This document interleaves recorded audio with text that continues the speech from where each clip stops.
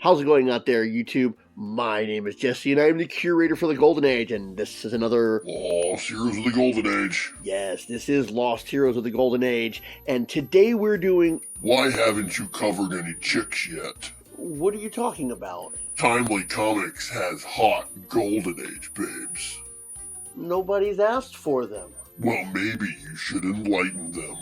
What do you think I should do? Tell the people that they should start asking for, I don't know, Namora, the blonde phantom, golden gal? Those are some straight hotties. Look, if it makes you feel any better, there are girls in every single one of the reviews I'm doing. They're all blondes. Does that work for you? Yeah, that's a start. Oh my lord. Anyways, yes, I did say all the stories. I'm doing 3 reviews today. One of these, the first story we're actually doing, was a request. And since this was a one and done hero that was requested, I decided to do 3 one and done heroes from Timely, because not everything from Timely was very popular.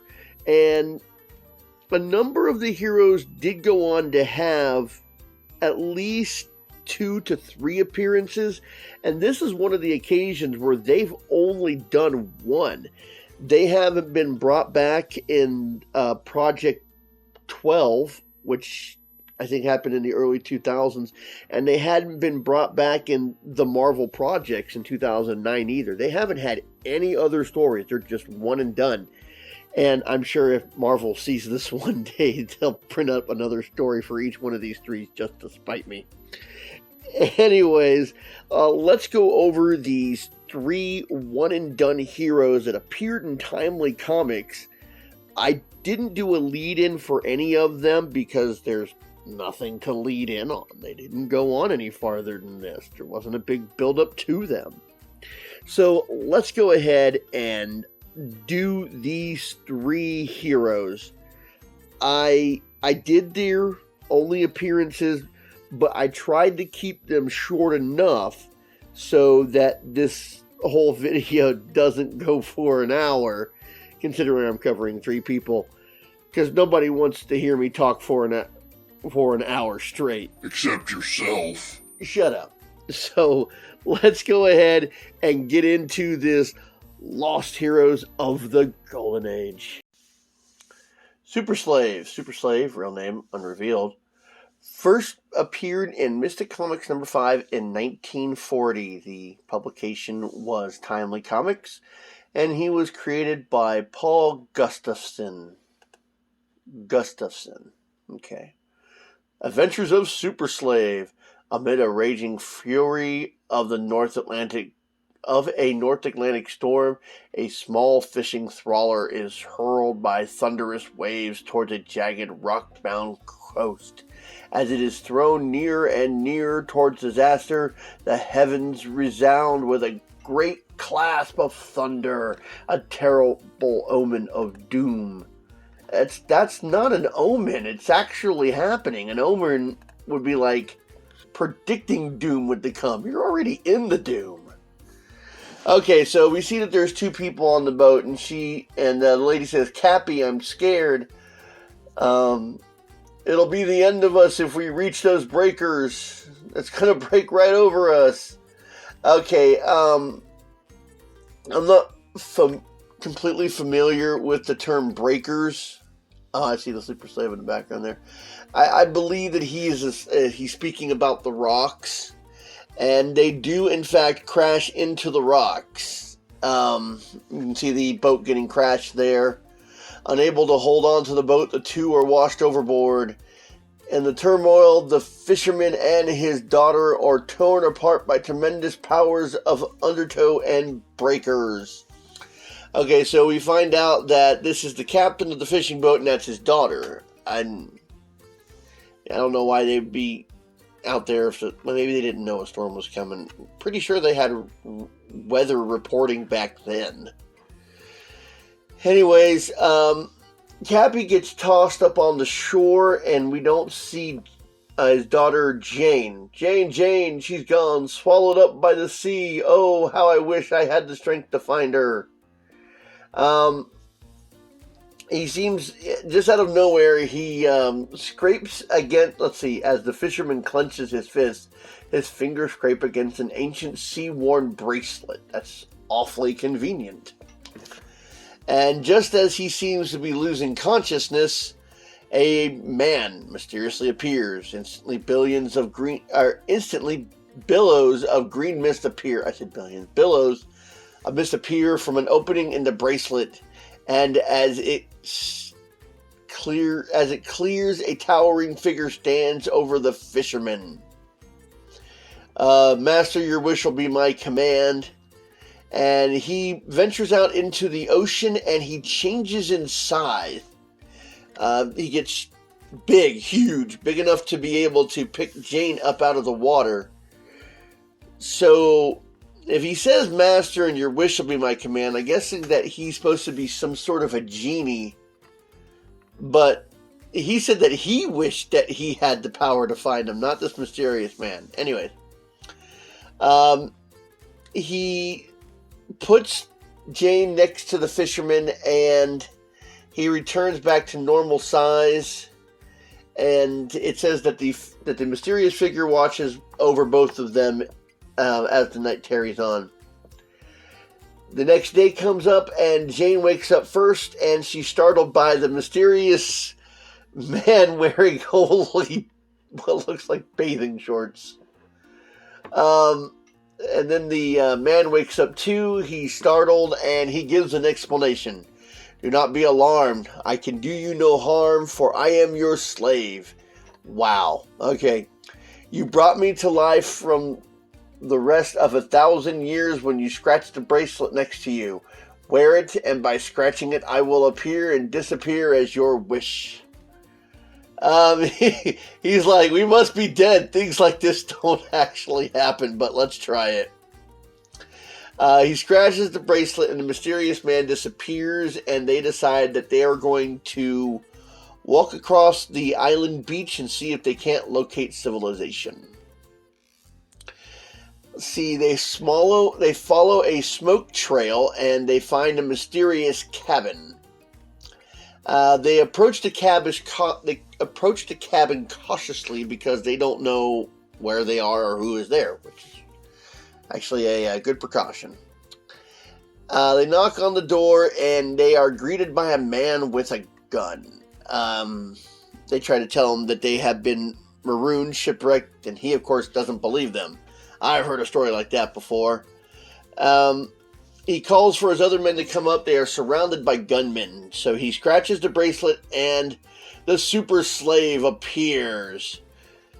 They start to shoot at him, and it doesn't have any effect. So not only does he have size-changing ability, he is bulletproof.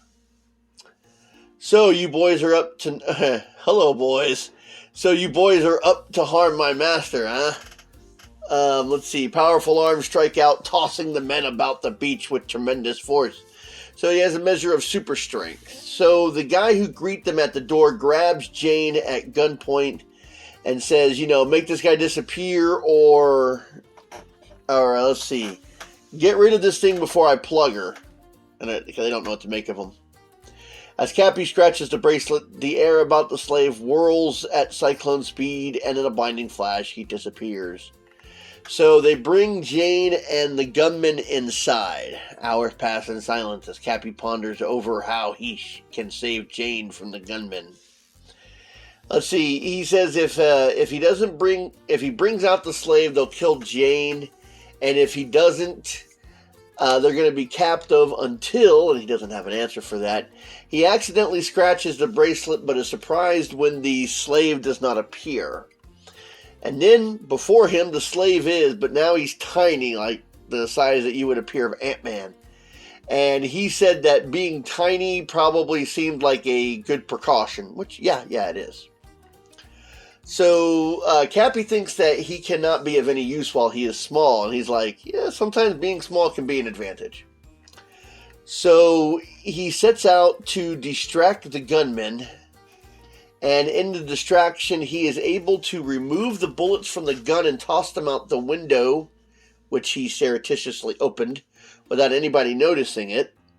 And then he goes to all the other guns that are in the area and takes all their bullets out.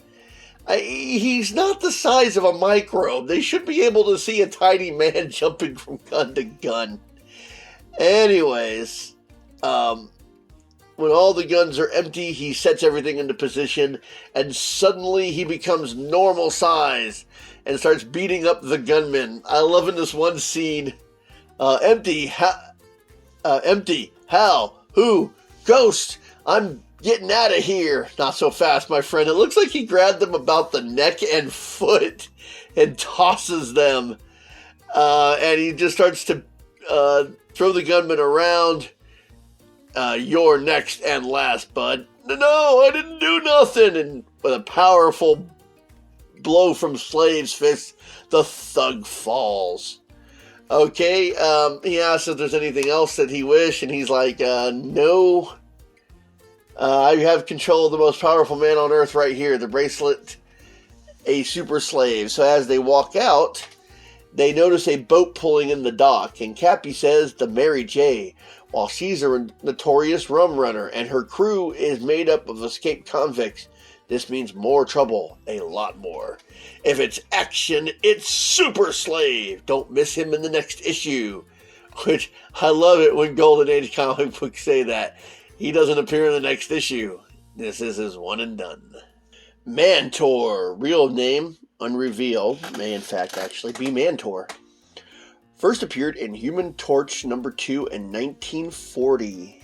He was done by Timely Comics and created by Al, looks like Gabriel. Mantor the Magician. We come up on Mantor and there's a lady in the lake. Help, help! I must act quickly. Mantor makes a gesture and miraculously a life belt surrounding the woman, and she is drawn ashore. That is a life vest. You can say a life vest. Okay, she thanks Mantor for saving the life, and she asks how she fell. She said she didn't fall, she jumped. I didn't fall in. I jumped when I realized what a fool I was, driven by a fantastic and terrible things that have happened to me. So it looked like she might... Well, okay, I'm a little confused. It looks like she might have committed suicide, but if that was the case, why was she asking for help? Okay, we get a little exposition. She says who she is, and she said what she was doing. Let's see, my name is Joan Walters. My father died recently and left me his river castle. You guys left a castle. Why would you want to end your life? He also left me a strange map directing me to a hidden treasure. I should think that you have everything to live for. It's exactly what I was thinking. Okay, as he gives her a ride from a car. That's a nice looking car. And they come up and they have a servant. Let me help you. I wish you would. This is Saunders, my father's servant for many years. Very creepy looking guy. So as they sit down to dinner, she tells him about, she starts to tell him, and he's like, wait a minute, we have an eavesdropper. Sanders, what is the meaning of this? He says he wasn't listening, he just wanted to see if she wanted anything, and she tells him to leave. They peer into the treasure map, and he says that, let's see, when the moonlight comes in at 2 a.m., it'll strike a secret button. I'll stay in this room tonight and see what happens. But these horrible ghosts will attack you. Every night they roam through the castle. So he says that he is going to just go ahead and catch some sleep out here and wake up at 2 a.m. while she locks herself in her room. So as she leaves, Mantor gestures a likeness of himself, appears sleeping in the bed. So he makes an image of himself sleeping there. And then he hides out. A mysterious and creepy figure comes out with a gigantic axe. It may not be gigantic, but he swings an axe and cuts off the head of the likeliness. I love this. As the head bounces on the ground, the head says, "Here, you can't do that." So Mantor stands out from his hidden position and starts shooting fire from, I guess, his eyes and fingertips. That's what it says. The ghost races out. It's 2 o'clock. Now for the moonlight. So he sees the moonlight and he presses the mysterious button that leads to a stairway. As he's getting ready to go down the stairway, he hears Joan calling out, "Help!" He looks through the keyhole and he sees a man with the blade, so he enlarges the keyhole. This guy's magic is very interesting. And when he walks into the room with a gesture of his hand and a flash, Mantor enlarges the keyhole and steps through it. He gestures and the sword changes to a piece of silk. It's just fantastic. The mysterious figure clad in a green cloak seems confused. And then Mantor gets whacked on the head from behind by the first mysterious person who we thought was a ghost. "Where's the map?" "Stop, you're hurting me. I'll tell you. It's in my left shoe." So they follow where the map had led them, and they see the secret cavern, I guess, and they start walking down the stairs. As Mantor, they're gone. I've got to hurry. He recovered rather quickly.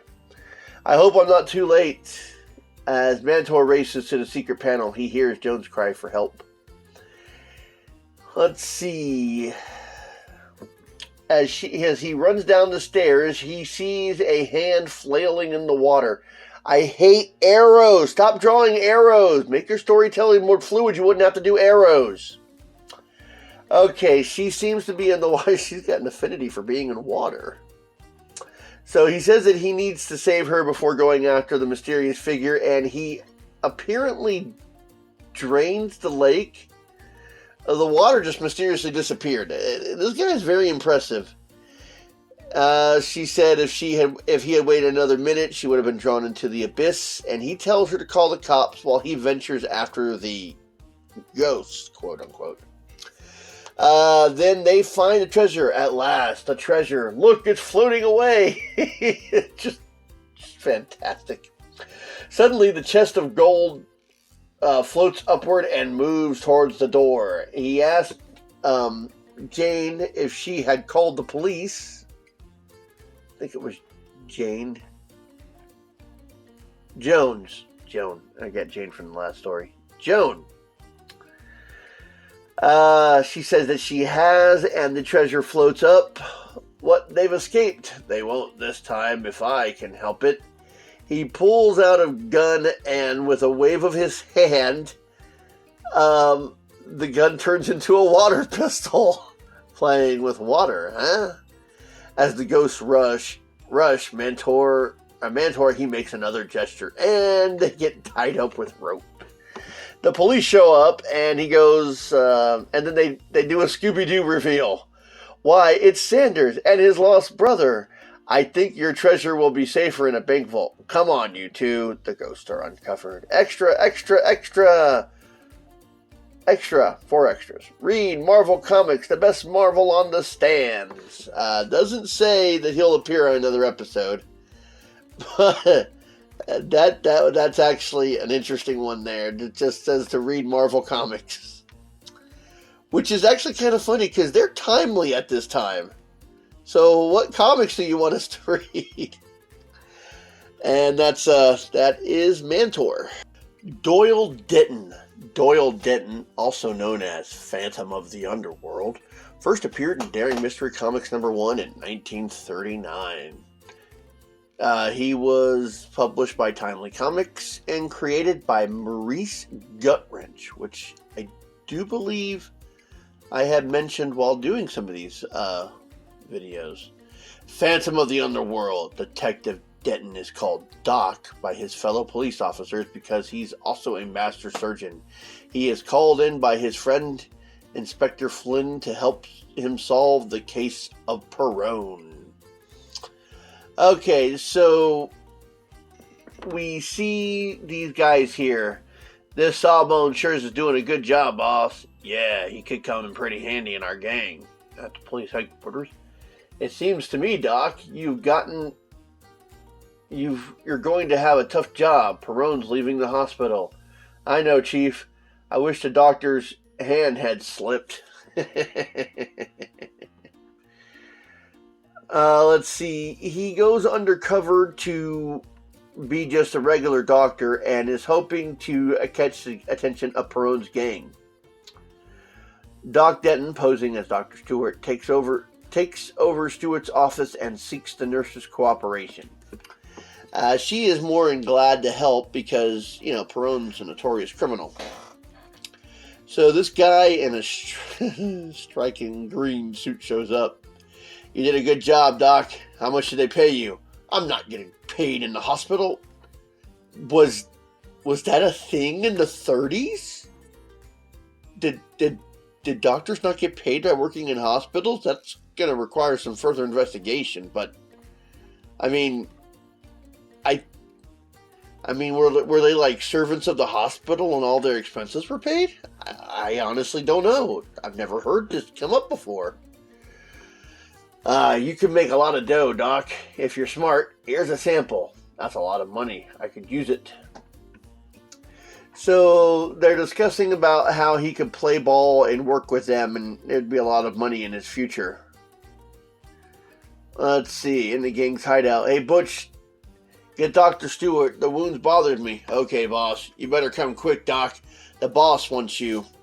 So he tells the nurse to contact the police and tell them where to go for a raid. The doc goes to the hideout. Listen, Perone, this is my last job. I don't want to take any more chances. What are you so scared of? I'll protect you. As he sets out to work on Perone, the police arrive. So they start taking everyone into custody, and the doc wants to be arrested too, just to make it look good. Let's see, the cop points a gun at him. We got you this time, Doc. Extra Hector, Dr. Stewart suspended from aiding criminals. Perone escapes. So we find out that Perone was able to get out of the building before... Oh, Perone is the one in the green suit? Anyway. So Perone escapes, and the doc wants to trail him, and he ends up finding this small little town. The clues led Doc to Louisville. Okay, a small and peaceful town where he poses as a doctor. I hope that's not Louisville, Kentucky. This guy is wearing a cowboy hat, because Louisville is not a small town. Okay, so as he's talking with the sheriff, he says, I got a hunch, it's a very peaceful town, Doctor. Nothing ever seems to happen in Louisville. I got a hunch it's not going to stay peaceful, Sheriff. Maybe you're right. There's a holdup. Perone's gang, too. Okay, so as he's in the town, he makes himself available to Perone's gang. What luck bumping into you, Doc. Come on, the boss needs you. So he gets blindfolded and taken over to Perone. You got all the luck, Perone. Now where's the bullet? So let's see. Okay, Doc, thanks. You're not leaving this house, though. I'm not taking any chances. What? All right. So he sets up in a way where Perone starts to lose his vision, and he convinces him that it's an infection. And he says that he wants to treat all the guys at the clubhouse because they all might have gotten the same infection because they don't know where it came from. So he calls the assistant and has her make up the concoction. Oh, there it is. There he is. And Miss Andress with him? I brought it myself. I want to help, Doc. You shouldn't have come. I prepared the solution myself. I hope it works. It's our only chance, Miss Andress. So he goes about, well, at first Perone is suspicious, so he has him deliver the solution to the assistant, And since nothing happens to her, because he doesn't fully trust the doc, he says that you can go ahead and start administering it to all the other crooks. Let's see. We better get to the phone before they discover the trick. Be careful, Doc. One of the gangster impatiently opens his eyes. Hey, boss, we've been tricked. I can't see anything. I'm blind. So am I. Wild shooting followed in the crib discovery. So they all start shooting their guns. We're blind. Shoot. Shoot. That's just too much. Oh, I find that hilarious. Okay, the doc manages to get himself a phone, and that's all, Captain. You know the directions. You'd better hurry. I can't hold them. I haven't got a gun. That's okay. They're shooting wildly everywhere. He says that he needs to get to Perone so he doesn't escape this time. So he gets his pipe. Oh, I'll use my pipe. Okay. So he gets out a pipe that he has, and as the criminals, I guess they start to regain their eyesight. All right, boys, you're on your own. Scram. Not so fast, Perone. I've got you covered. Drop these guns. So he leads Perone and his gunmen out to the waiting arms of the cops. Hand up, you mugs. You won't get away this time. They looked to me as if they were blind. Okay, so they were all still blind. They were just trying to find their way out. So I'll read these last couple of panels here. Now with Perone locked up for good, tell me how you managed to blind him and his gang. I looked up Dr. Stewart's prescription book, and Miss Saunders prepared the solution for temporary blindness. Nice trick, huh? Now let's get you back to the hospital, Miss Saunders. I don't need a hospital, Dr. Denton. I'll be all right in a few hours. Oh, yeah, she was blind too. A few hours later, Miss Saunders regained her vision. I want to thank you, Miss Saunders, for your help. If you should need me, I'll be glad to help. These last 4 panels are very exciting. It looks to me that my next job will be very pleasant. Another thrilling adventure with Doc Denton will appear in the next issue. No, it doesn't. I've already looked. This is your one and done. Okay, well, that does it for this issue of or episode of Lost Heroes of the Golden Age. I have a couple of more requests I'm doing. We're leaning into June, where we're going to cover some of the big ones from Timely Comics. Yeah, I know we did Human Torch and he was a big one, but still, I've been wanting to do him for a while. So if you have a few more requests you want to see before June, you can go ahead and send those in. There's a lot more characters if you don't know them. There's things like the Blue Diamond, the Blazing Skull, and even Citizen V also appeared in the Golden Age. Yeah, I was surprised about that one myself. There are also a couple of more robots besides just Flexo. Just to name a few things if anybody's interested in those things. So until next time, I'll be seeing you.